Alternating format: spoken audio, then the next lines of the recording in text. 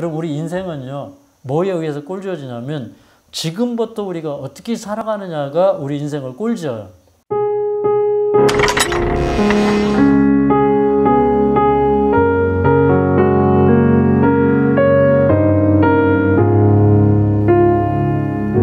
여러분 안녕하십니까? 우리 하나님의 말씀이 우리에게 또 감동과 치유를 주시기를 간절히 바랍니다. 하나님 말씀 가운데는 확실히 치유제가 들어있습니다. 그래서 이제 제가 요양원 시작할 때 하나님 말씀 전하다가 환자분들이 치유되고 기적적으로 회복되는 것을 보면서 이 사업을 시작했는데, 오늘 또 하나님 말씀 속에서 그와 같은 능력이 우리에게 임하기를 간절히 기도하는 마음입니다. 자, 이제 성경에서 가장 위대한 인물, 그리고 우리에게 큰 감동을 주는 사람을 소개해 보도록 하겠습니다. 여러분이 그림을 보면서 이 사람이 누구인지를 생각해 보시기 바랍니다. 이건 어떤 모습입니까? 모세입니까? 네. 그 홍해를 가르고 있는 모습이죠. 지팡이를 번쩍 들으니까 이 하나님께서 이 동풍을 보내셔서 동풍으로 이렇게 바다를 탁 말리우는 그런 장면입니다. 근데 사실 이제 이거는 그 홍해를 여는 장면이 아니라 이렇게 자세히 들여다보면은 이제 이스라엘 백성들이 홍해를 다 가른 다음에 이 모세가 다시 이렇게 바다 위로 손을 내어 미니까 이제 그 뒤따라오던 애굽의 군대가 이렇게 물이 합쳐지면서 다 수장되고 있는 그런 모습입니다. 자, 그 다음에 이건 어떤 모습인가요? 엘리야의 모습이에요. 반석에서 물을 낸 사람이 누구죠? 모세. 모세이죠. 그 이스라엘 백성들이 가는 곳마다 그 하나님께서 반석에서 물을 내셨어요. 그래서 반석을 쳐서 이제 물을 내고 있는 그런 모습입니다.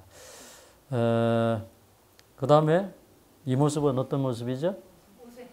이 모세가 산에서 십계명을 받아가지고 내려오는 모습입니다.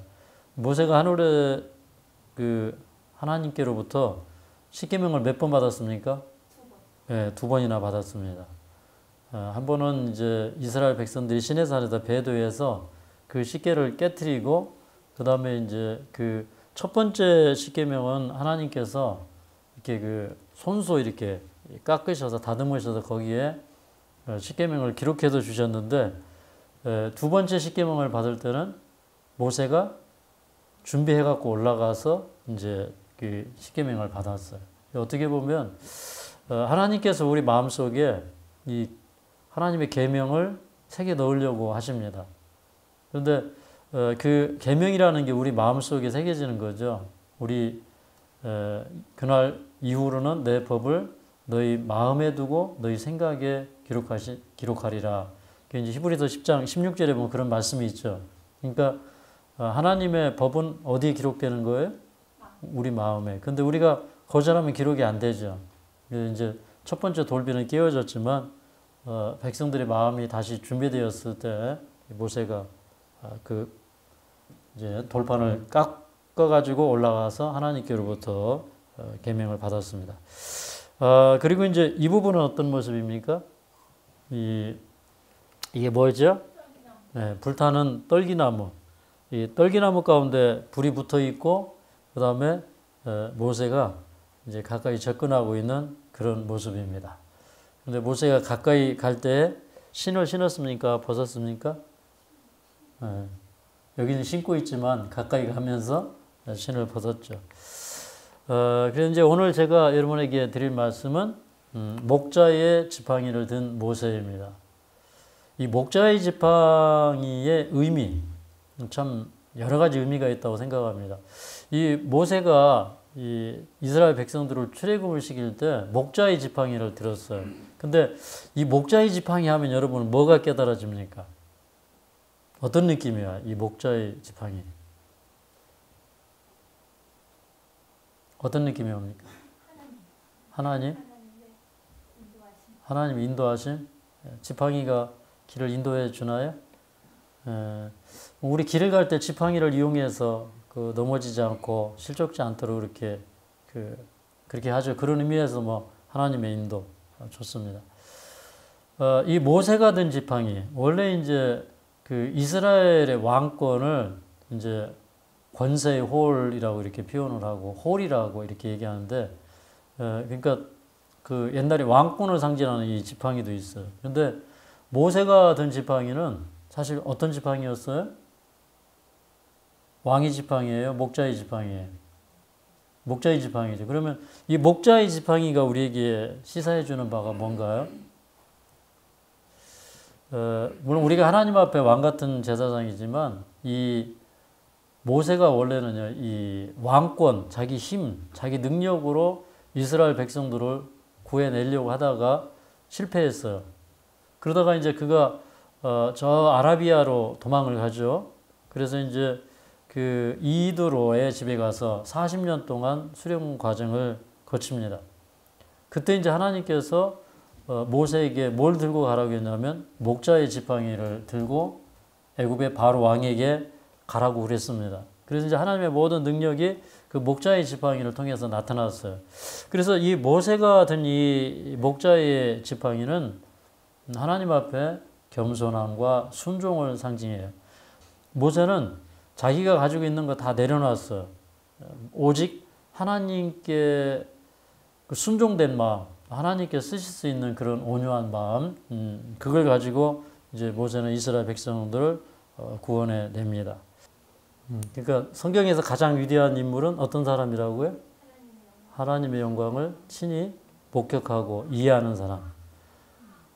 그런데 사실 이제 제가 볼 때 모세가 왜 이 구약 시대에 뭐 유대인들의 생각에 그리고 많은 사람들의 기억 속에 위대한 사람인가 하면 그 위대함에 진짜 이유가 있는데 그것은 왜 그러냐? 사실은 모세는 온유한 사람이었어요. 겸손한 사람이었어요. 그래서 이제 그 모세의 역사를 우리가 좀 살펴보도록 그렇게 하겠습니다. 자, 이제 이 출애굽의 배경을 보면 우리 출애굽기 1장에 보면 그 이스라엘 백성들이 그 애굽 땅에 들어갔을 때 이제 이 이스라엘 민족들이 크게 번성하기 시작합니다. 그런데 이제 애굽 왕 바로는 그때 당시 왕은 이제 투트모세 그 1세였는데 이 왕이 가만히 생각하니까 이스라엘 백성들이 너무 강성해서 이민족들이 쳐들어올 때 이민족과 함께 그 연합을 한다면 애굽을 이 정복시키고도 남을 만한 그런 힘이 있다고 이렇게 생각이 들어서 그래서 이제 그 인구 감소 정책 또 이제 학대 정책을 펼칩니다.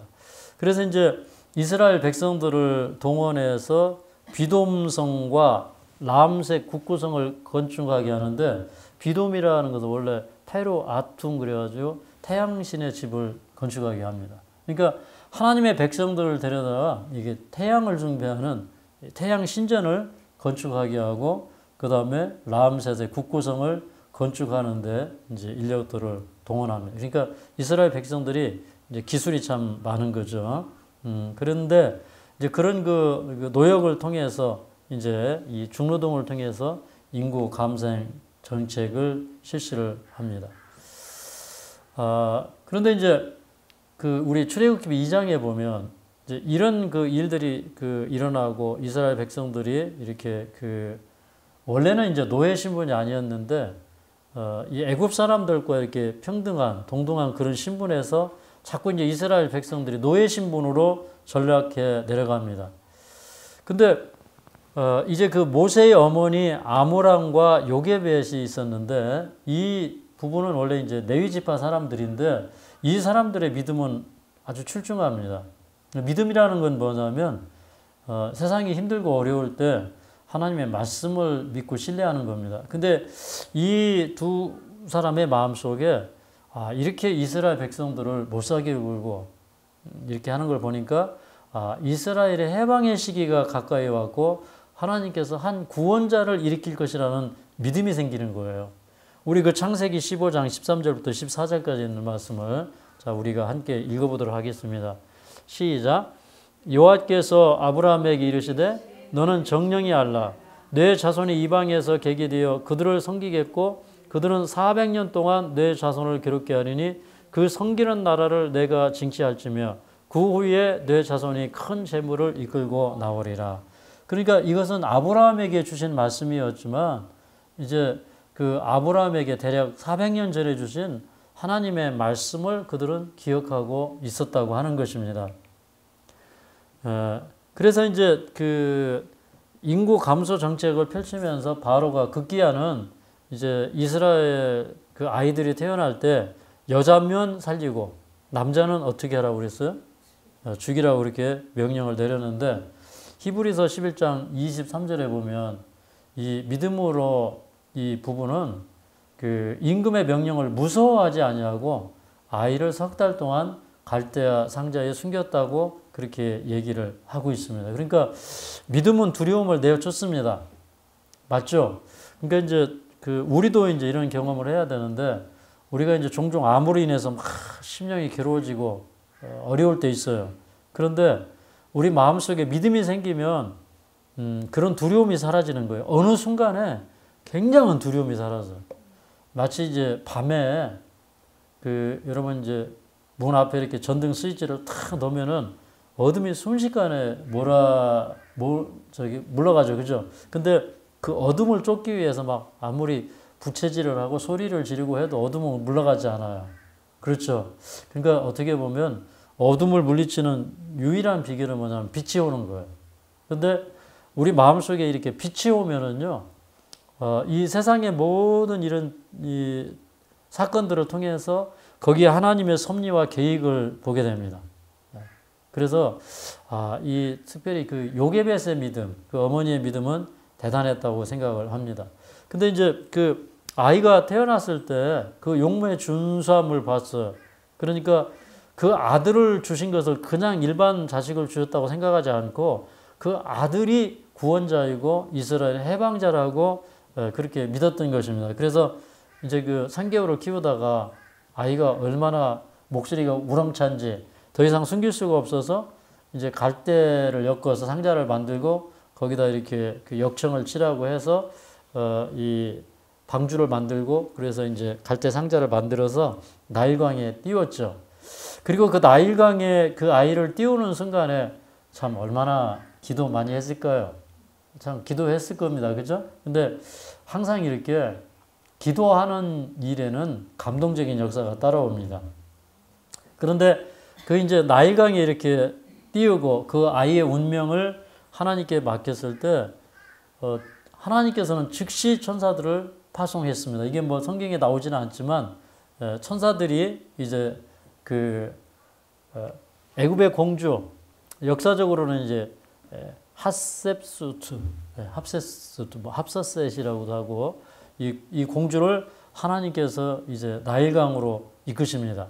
이제 나일강에서는 사람들이 다산과 장수를 기원하기 위해서 이제 나일강에 와서 목욕을 하는 그런 이제 습관이 있습니다. 그리고 이제 이 고고학으로 보면 애굽인의 그 무덤에 그려진 한 장면에는 이렇게 공주가 4명의 시녀를 이끌고 나일강에 그 내려와서 목욕을 하는 그림이 그려져 있습니다. 근데 그 이 공주가 이렇게 딱 보니까 저쪽에서 아이 울음소리가 막 나는데 이렇게 가만히 보니까 이 상자 안에 아이가 있는 거예요. 근데 그 아이를 이제 그 건져서 그 상자를 열어서 이렇게 봤을 때 금방 이 아이의 운명을 직감했습니다. 이게 애굽 사람이 아니라는 거 금방 알았어요. 이게 뭐 좀 피부도 다르죠. 그리고 이제 왜 나일강에 아이를 버렸는지 그런 운명을 직감했지만 그런데 이제 하나님께서 이 합세셋의 마음을 움직여서 이제 그 이 아이를 보고 예뻐하고 막 귀여워하고 이러니까 어떻게 보면은 참 그런 마음을 하나님께서 불러 일으켜 주신 겁니다. 그때 이렇게 미리암이 숨어서 이렇게 보고 있다가 이제 다가와서 내가 이 아이를 위해서 양모를 데려오겠습니다. 젖먹이 아이를 데려오겠습니다. 해서 이제 엄마가 도로 이제 양모가 되고 이 아이를 12살 때까지 이제 교육을 하게 됩니다. 그런데 그 아이를 키우면서 이 엄마가 무슨 생각을 했을까요? 이 아이는 이제 이스라엘을 구원할 자이고 이스라엘의 해방자가 되어야 하는 그런 그 운명을 가지고 태어났다고 믿은 거예요. 그럴 때 이 어머니는 이 아이가 정말 하나님을 경외하고 또 진리를 사랑하고 공의를 사랑하는 그런 정신을 이제 배울 수 있도록 이렇게 이제 12살까지 교육을 한 것입니다. 이제 이 아이가 어느 순간에 이제 이 집을 떠나게 되면 그 궁전에 들어가면 거기에는 우상들이 있고 또 우상을 숭배하는 문화, 죄의 흉악성 이런 것들이 있기 때문에 항상 하나님을 의지하면서 이제 기도로 승리할 수 있는 방법을 가르쳐 준 겁니다. 그 다음에 이제 12살이 되어서 이제 그 궁전으로 보내진 겁니다. 자, 이제 이 모세가 12살 때 이제 궁전에 갔는데 이 모세가 40세 때까지 보니까 그 어릴 때 배운 그 신앙을 잃어버리지 않은 거예요. 그 자기가 이스라엘을 구원할 자라고 하는 그런 이제 사상을 갖고 있는 것을 우리가 성경에 볼 수가 있는데, 근데 그때 당시에 왕이 되려고 하면 이제 그 국교의 비법을 준수해야 돼. 그러니까 그 국교에 대하여 알아야 되고 배워야 되고 사제 계급에 자동적으로 속해야 되는 것입니다. 그러니까 이제 이 우상의 문화를 떠나서 이 교육을 떠나서는 살 수 없는 그런 이제 운명 가운데 모세가 놓여진 겁니다. 그런데 이제 그런 것들을 모세가 거절할 때 이제 이 엄마가 뭐라고 했을까요? 너 이러면 나하고 모자 간의 의를 끊는다. 너 이러면 왕이 되지 못한다. 이런 경고를 수없이 이제 모세가 받지만 그러나 모세는 끝까지 하나님을 경외하면서 이제 그렇게 자라납니다. 그래서 이제 이 모세는 정말 그 유능한 그런 왕자였습니다. 뭐 이 병법에 있어서나 또 그 어떤 그 지식에 있어서나 뭐 언어에 있어서나 모든 면에 있어서 탁월한 지도자였지만 그러나 이제 그런 그의 모든 이렇게 이 지위를 다 그 버리죠. 그 다음에 죄악의 낙을 누림보다 하나님의 백성과 함께 고난받기를 선택했다고 이렇게 성경은 얘기하고 있습니다.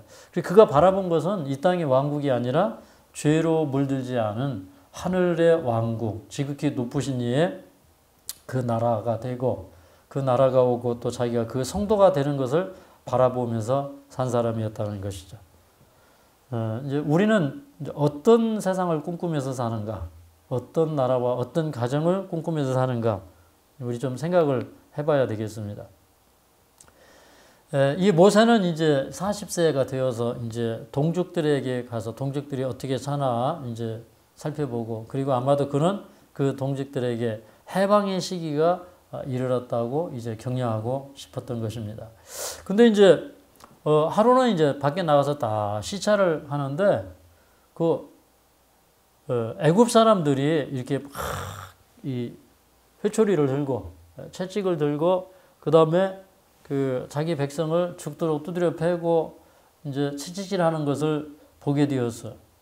그때 이 모세의 마음속에 의분이 일어났습니다. 그리고 그가 이제 어떻게 했습니까? 이렇게 그 사람에게 달려들어서 한 대 쳤는데 그 사람이 죽었어요. 그래서 이제 아무도 안 받겠지 하고 그다음에 이제 모래에 탁 이렇게 파묻어 버렸죠. 근데 어떤 사람은 봤을까요? 애굽 사람은 본 사람이 없는데 누가 본 거예요? 히브리 사람, 자기 동족이 본 거죠. 그래서 이제 그때만 해도 이 모세는 이런 생각을 했습니다. 자, 사도행전 7장 25절 함께 읽어보겠습니다. 시작. 저는 그 형제들이 하나님께서 자기의 손을 빌어 구원하여 주시는 것을 깨달으리라고 생각하였으나 저희가 깨닫지 못하였더라 라고 얘기하고 있습니다. 그러니까 좀 사람들이 이 모세를 알아주기를 원했어요. 내가 이 구원자이고 내가 책임자라고 스스로 생각을 했죠. 그런데 이제 그 다음날 또 이렇게 그 시찰을 하러 나갔더니 자기 동족끼리 막 싸우고 있어요. 그래서 왜 이러십니까? 우리 동족끼리 싸워서 되겠습니까? 그랬더니 이 사람들이 뭐라고 해요? 누가 너로 우리의 주제와 법관을 삼았느냐? 내가 애굽 사람을 죽인 같이 나도 죽이려 하느냐? 이렇게 얘기합니다. 예. 그러니까 이때 모세는 뭘 깨달았냐면 이 사람들이 보니까 이게 나의 아군인지 적군인지를 모르겠는 거예요. 그래서 이제 이렇게 되면 이제 히브리 사람들은 당신은 우리의 이 왕으로, 우리의 장군으로 또는 법관으로 받아들이지 않겠다는 것입니다. 그러면서 이제 그 애굽 사람을 죽이더니 또 사람을 죽이려느냐 이 말 속에서 이 소문이 지금 쫙 퍼졌다고 하는 사실을 알게 되었어요. 이럴 때 제일 좋은 방법이 뭐예요?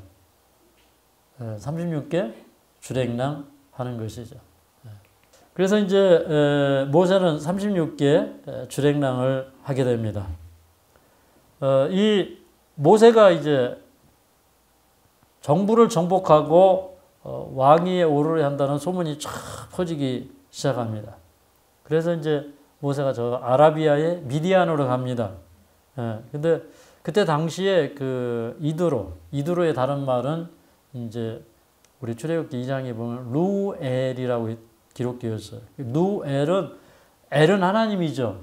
누엘은 뭐냐면 하나님의 친구라는 뜻입니다. 그러니까 그 누엘이라는 분이 하나님을 잘 믿는 사람이었고, 또 우리 이제 그 부조와 선지자라는 책에 보면 미디안의 왕이었고 제사장이며 하나님을 경외하는 자였다고 이렇게 얘기를 합니다. 저는 이제 사실 이 모세 얘기를 할 때 이 장면에서 큰 은혜를 받아요.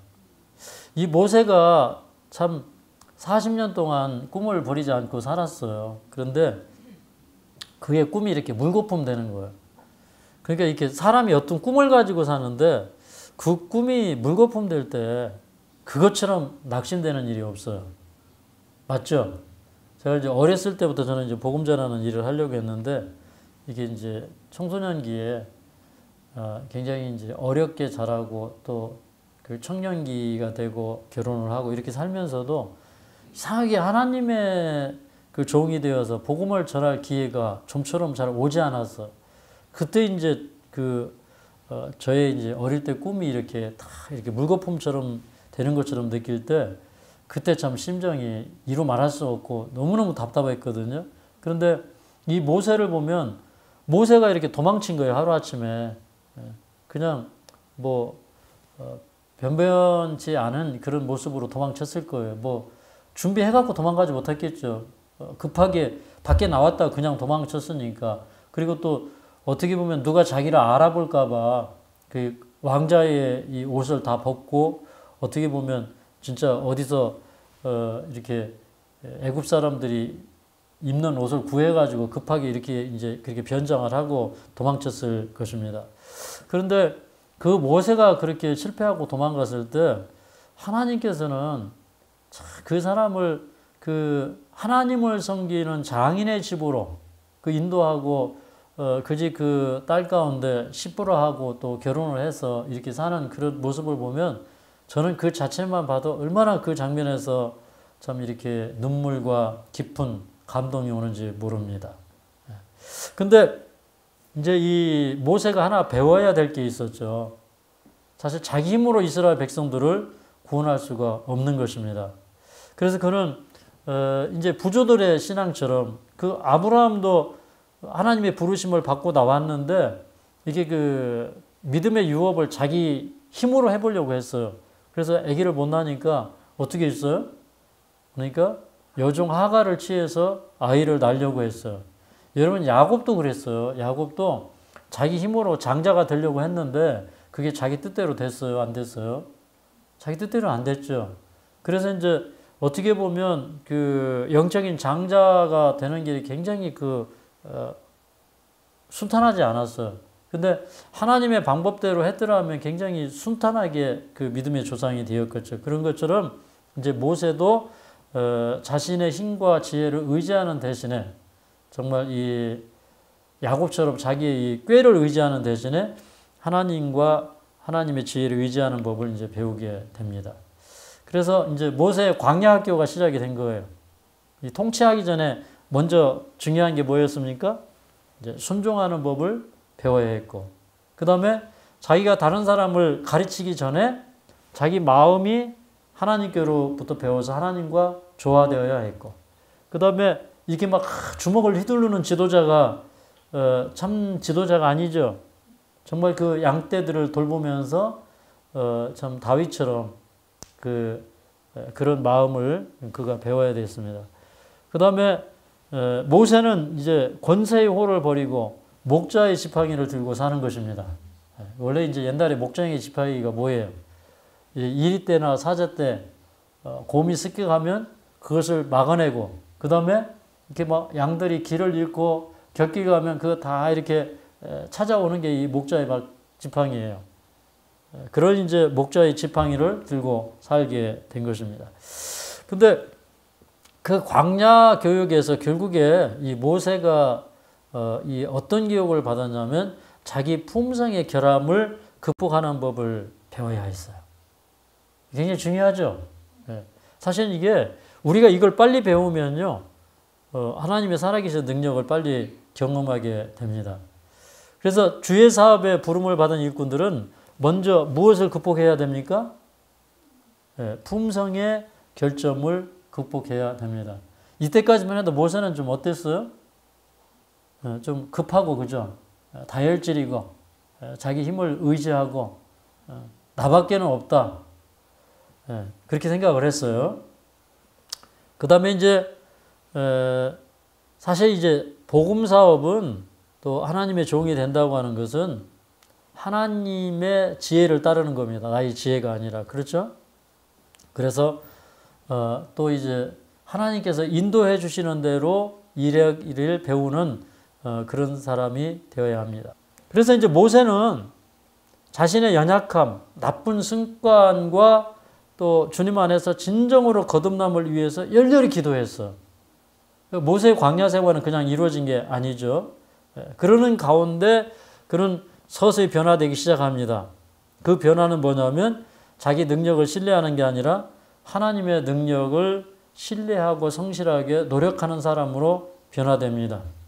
우리가 이 천연계 속에 있을 때 이 천연계를 통해서 하나님과 깊은 교감을 나눌 수가 있거든요.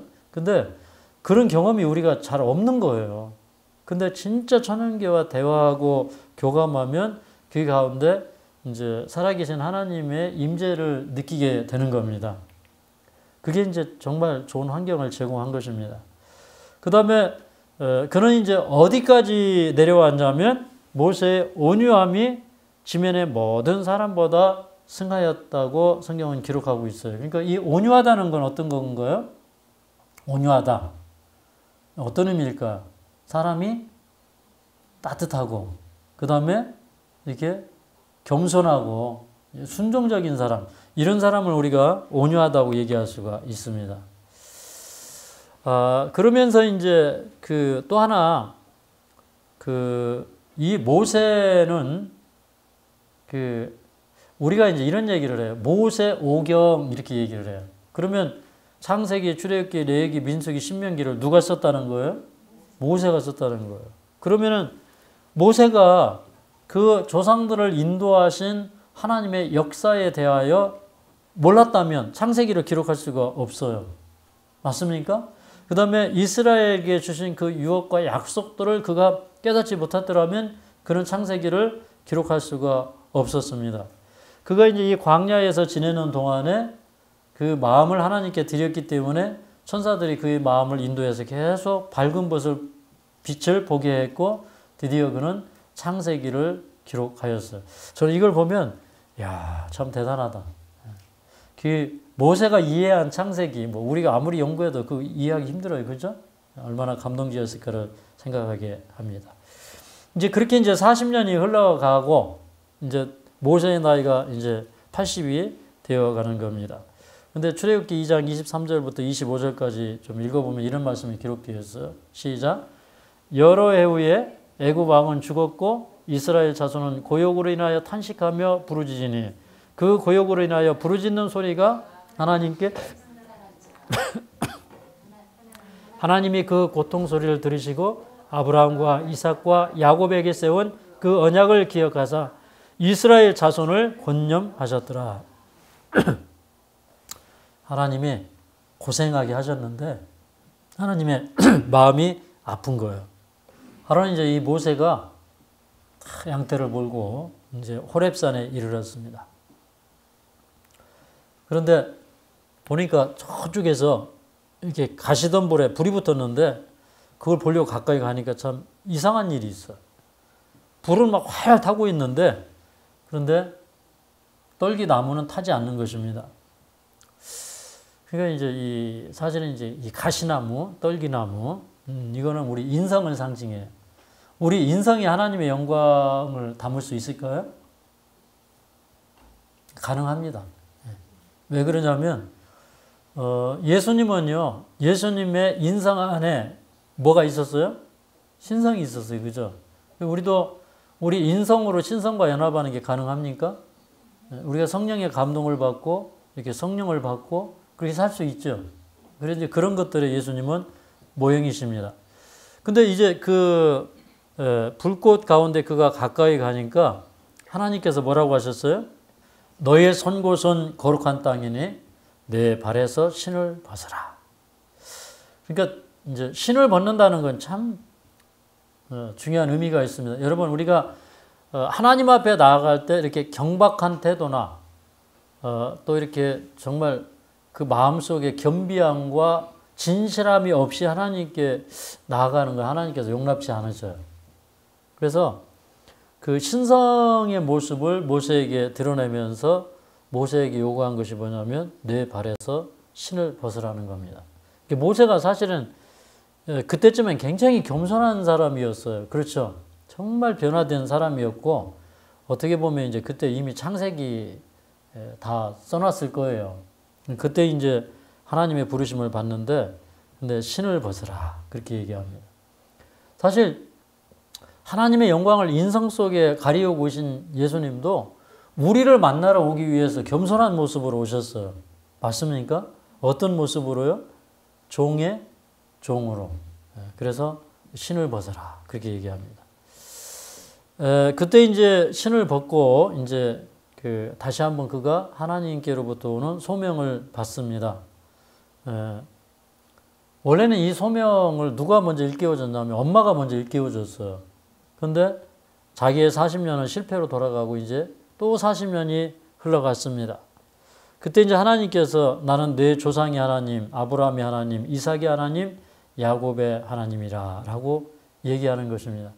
그러니까 하나님께서는요, 그 세대들마다 언약을 반복해서 주셨는데 그 언약은 지금도 유효할까요? 우리에게도 그 언약은 이루어왔을까요? 그러니까 우리는 마지막 시대에 언약을 가진 백성들이 되어야 합니다. 아브라함에게 주셨던 그 언약은 뭐냐면 내가 너로 큰 민족을 이루고 내게 복을 주어 내 이름을 창대케 하리니 너는 복의 근원이 될지라. 여러분 이걸 우리가 받으면 참 좋겠어요. 우리가 복의 근원이 됐으면 좋겠죠. 우리 이름이 창대케 되고 또 그 다음에 우리가 전도하는 그런 사람들이 참 많았으면 좋겠죠. 그 언약을 성취해 주시겠다고 하는 것입니다. 그때 이제 모세가 하나님 얼굴을 뵙기를 두려워해서 자신의 얼굴을 이제 가리는 그런 경험을 하는 거죠.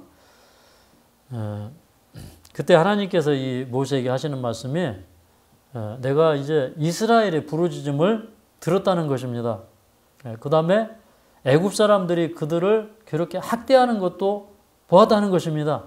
그래서 이제 내가 이제는 이 민족에게 개입을 해서 내가 너를 그 애굽으로 보내서 애굽으로부터 내 백성을 인도하여 내게 하겠다고 약속을 하십니다. 그런데 이때 바로가 참 유명한 얘기를 합니다. 자, 한번 따라 읽겠습니다. 출애굽기 3장 11절 시작. 내가 누구간데 바로에게 가며 이스라엘 자손을 애굽에서 인도하여 내릴까. 뭐라고 하냐면 내가 누구간데 Who am I?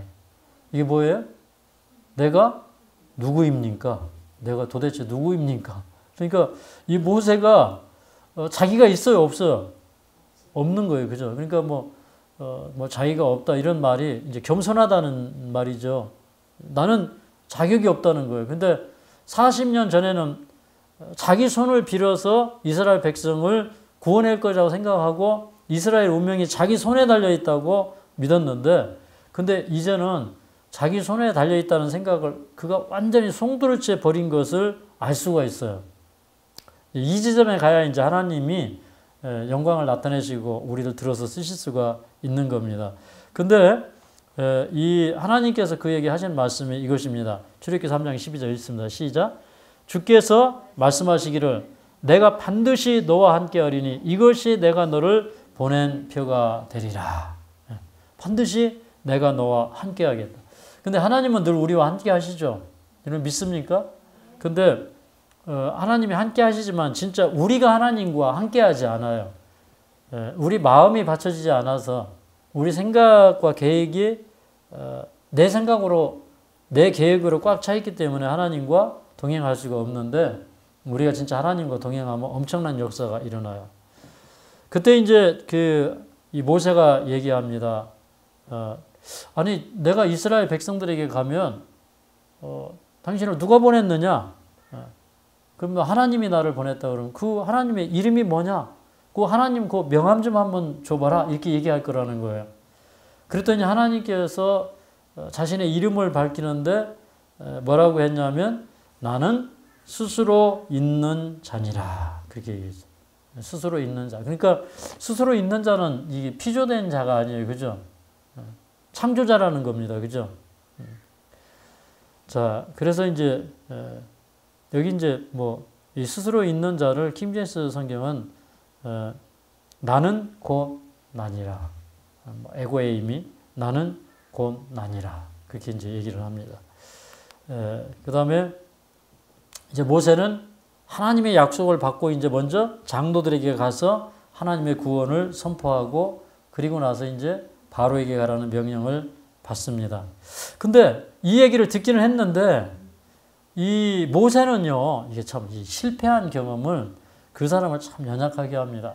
이 모세는 40년 전에는 너무 의기양양해서 문제였는데 이제는요, 그가 이스라엘 백성들을 구원하려고 하다가 실패하니까 그게 상처가 되었어요. 그리고 그 모세의 마음속에 자기가 이제 사람을 쳐 죽이고 이런 실수도 있었지만 또 이런 마음도 있죠. 야, 참 우리 백성들이 참 대단하다. 내가 그래도 이스라엘 백성을 위해서 그렇게 참 했는데, 근데 뭐 누가 당신을 우리 주제로 삼았냐, 우리 왕으로 삼았냐, 법관으로 삼았냐 이럴 때 무슨 생각이 들었을까요?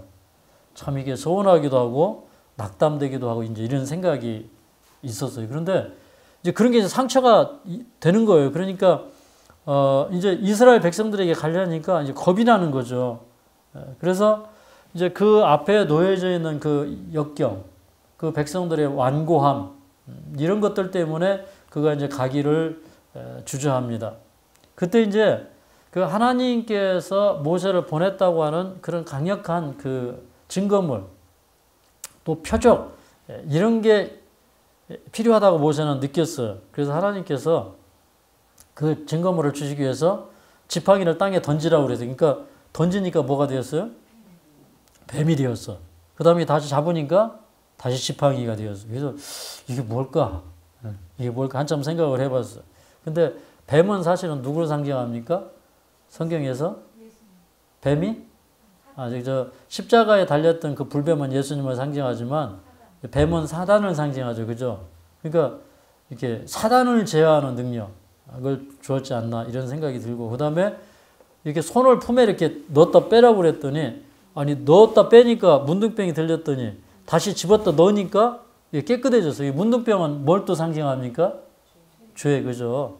문둥병은 이렇게 자각이 없잖아요. 그래서 죄를 상징합니다. 그러니까 이제 죄의 치료자. 그러니까 우리 하나님 앞에 능력을 받는다는 거는요, 이렇게 사단을 이기고 죄를 이기는 거예요. 맞습니까? 그 다음에 하수를 취해서 육주에 부으라고 그래서 이제 그 나의 강물은 아니지만 이제 나중에 이제 그 나일강을 피로 변하게 하는 그런 일을 위해서 이제 냇가에 물을 취해서 육지에 부으니까 그 육지가 뭐가 되었어요? 그 피가 되었어요. 네. 이제 그 믿지 아니하는 사람들에 대한 그 공의 이런 걸 저는 나타낸다고 봅니다. 이제 그런 이제 하나님의 표적을 가지고 그가 이제 가게 되는데, 그런데 여전히 모세는 뭐라고 하냐면, 아이고 저는요 이렇게 좀 입술이 뻣뻣해서 말을 잘 못합니다. 이 뻣뻣하다는 것은 입이 좀 느리고 혀가 둔하다 이렇게 얘기합니다. 원래는 사도행전 7장 22절에 보면 모세가 애굽 사람의 학수를 다 배워 그 말과 행사가 능하더라고 그랬어요. 원래 이게 말 잘하는 사람인데 오랫동안 떠나 살다 보니까 이렇게 말을 좀 잃어버렸어요. 하나님께서 말씀하시죠. 누가 사람 입을 지었느냐? 이렇게 얘기합니다. 내가 너와 함께하면 내가 말 잘할 수 있다. 그러니까 가라 이렇게 얘기를 합니다. 그러니까 하나님의 명령을 이행하는데 뭐 우리 좀 말 못해도 우리 좀 단점이 있어도 괜찮아요. 그죠? 하나님의 능력이 함께하시면 할 수가 있습니다. 그런데 이제 우리 부조와 선지자 254쪽에 보면 이런 얘기를 기록하고 있어요. 그는 자기가 이스라엘 백성들에게 하나님의 대변자가 되기에는 무능하다는 생각으로 압도당했다. 그러나 일단 그 임무를 받아들인 이상 그는 모든 일에 여호와를 전적으로 신뢰하고 전적으로 그 일에 착수하였다. 그의 사명의 중대함이 그로 하여금 그의 최대의 지력을 행사하게 만들었다. 참 이걸 보니까 자기가 그런 그 소명을 받아들이고요. 참 그 자기가 받은 소명을 아주 중대한 임무로 이렇게 생각을 했을 때 그는 이제 그 사명에 대해서 자기 마음을 다하게 되었죠. 그리고 이제 그가 그의 그 지력을 최대한으로 행사하게 된 것입니다. 그러니까 우리가 이제 머리가 나쁜 것보다 사실은 이제 뭐가 문제냐면 머리를 안 쓰는 게 문제예요. 그죠? 그래서 하나님의 명령에 그가 신속하게 복종하면서 그거는 능병가가 되고 희망찬 사람이 되었다. 그렇게 얘기합니다. 이거 제가 딱 이래 됐으면 좋겠습니다. 여러분도 지금 그렇게 되기를 원하십니까? 예. 그 다음에 이제 그가 이제 그런 사람이 되어서 이제 애굽으로 내려가는데, 야, 저는 하나 이제 그 성경을 보면서 놀란 게 있어요. 그 이제 모세가 자기 아내하고 두 아들을 데리고 이제 애굽으로 내려가는데, 근데 그 숙소라고 하는 그 길에서, 그 지역의 길에서 이렇게 여호와께서 길에서 모세를 만나서 죽이려 했다 그래요. 죽이려 했다. 근데 가만히 이렇게 생각을 해보니까 이 시보라가 금방 깨달은 거예요.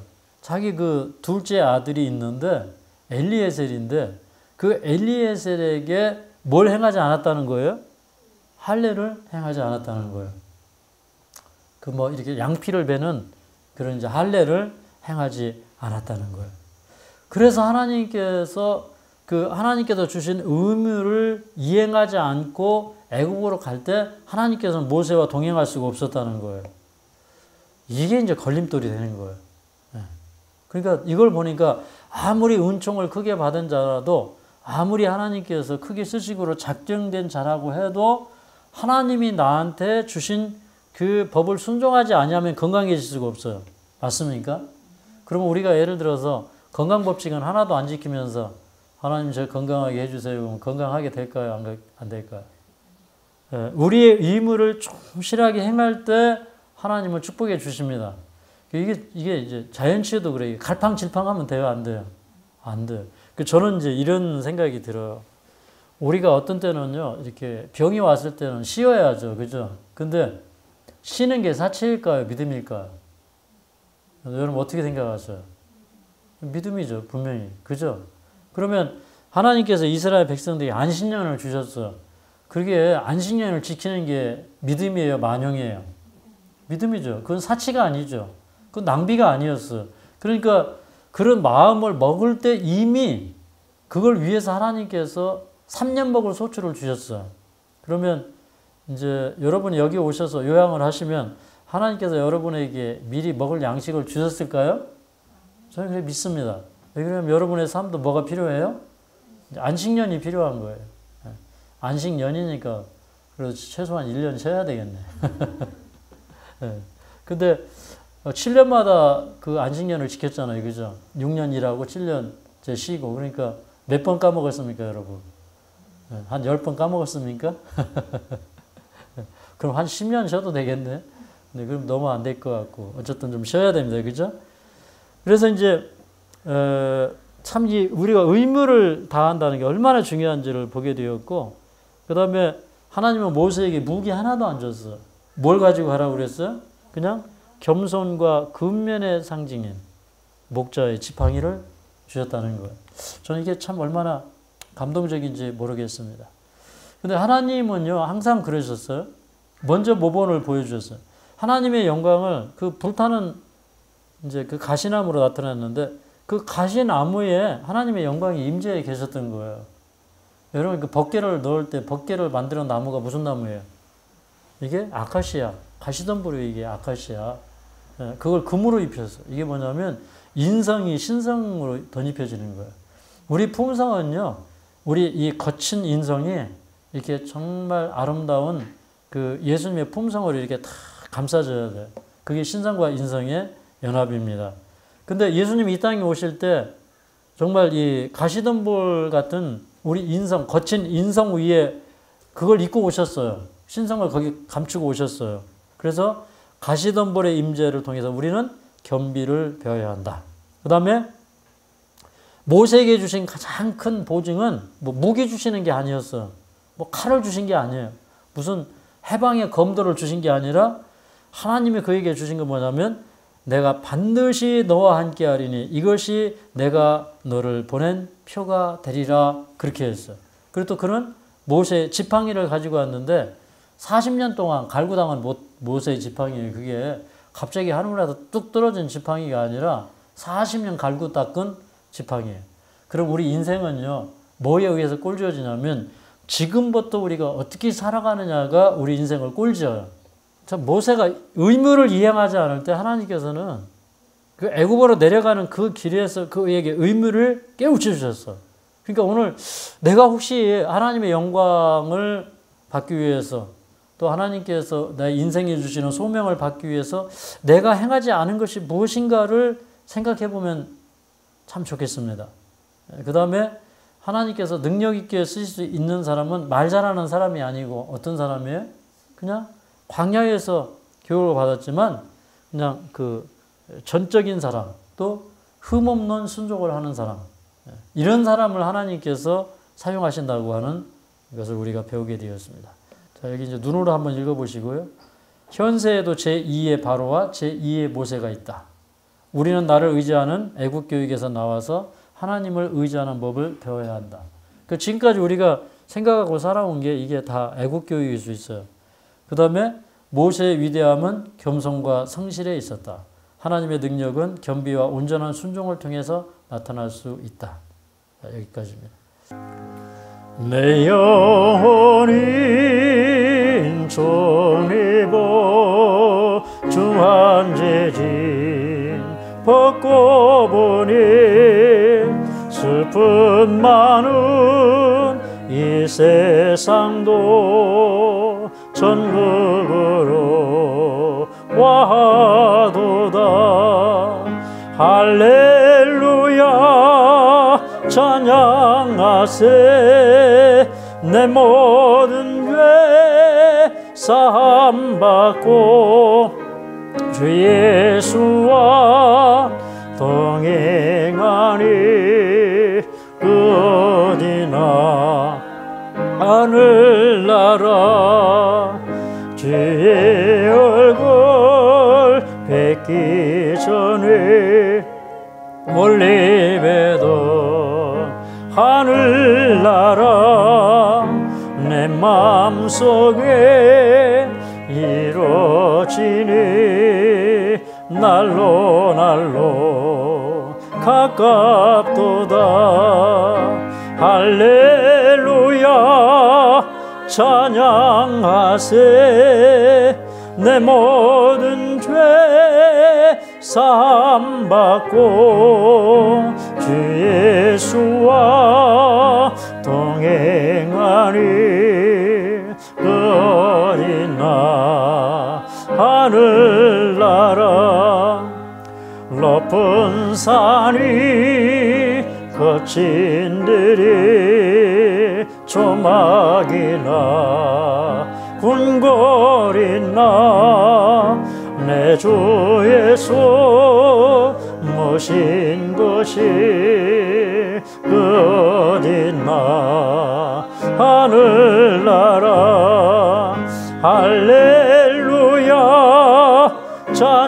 사랑하세. 내 모든 죄 사함받고 주 예수와 동행하리. 어디나 하늘나라.